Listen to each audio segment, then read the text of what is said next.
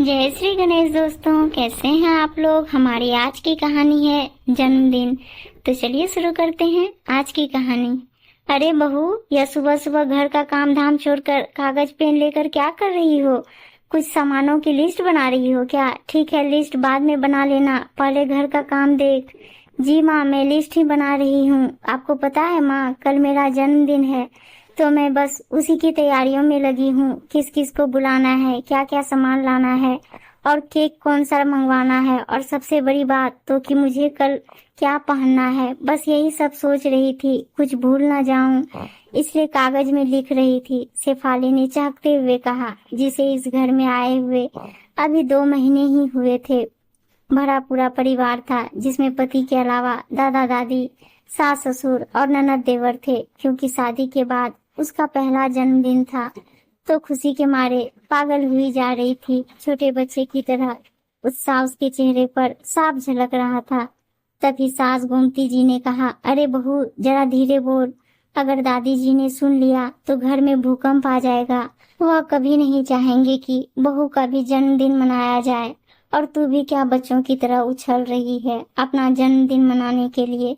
अब तो शादीशुदा है और तेरी इस घर के प्रति बहुत सारी जिम्मेदारियां हैं, उन पर ध्यान दे। चल अब जल्दी कर, घर में बहुत सारा काम पड़ा है। विवेक को ऑफिस और पिंकी सोनू को स्कूल जाना है। चल जल्दी से खाने की तैयारी कर।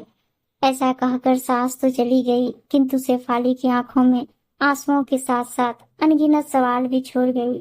शेफाली 3 बहनों में सबसे छोटी थी। सुधाकर जी की तीनों बेटियां हैं, सुंदर, सुशील और संस्कारी थी। अतः सुधाकर जी को उनकी शादी संबंधों के लिए बिल्कुल भी परेशान नहीं होना पड़ा, और तीनों ही बेटियां अच्छे घरों में शादी करके चली गई। शेफाली को बचपन से ही अपना जन्मदिन मनाने का बहुत उत्साह रहता था, किंतु शेफाली के परिवार की ऐसी स्थिति नहीं थी कि उसका धूमधाम से जन्मदिन मना सके। किंतु शेफाली की माँ उसके जन्मदिन पर सूजी के हलवे का केक बना देती, और शेफाली की 2 सहेलियां और पड़ोस के कुछ बच्चे आ जाते थे। बस शेफाली उस समय बहुत खुश हो जाती थी। शेफाली इसी तरह जन्मदिन मनाते हुए बड़ी हो रही थी। समय के साथ कॉलेज में आ गई। वहां उसकी सहेलियां असली का केक ले आती और वह उनके साथ मिलकर अपना जन्मदिन मना लेती। इन सब बातों को याद कर उसके आंसू बहने लगे और शेफाली उदास हो गई। किंतु उसने अपने मन को समझा लिया कि बहुओं का जन्मदिन नहीं मनाया जाता।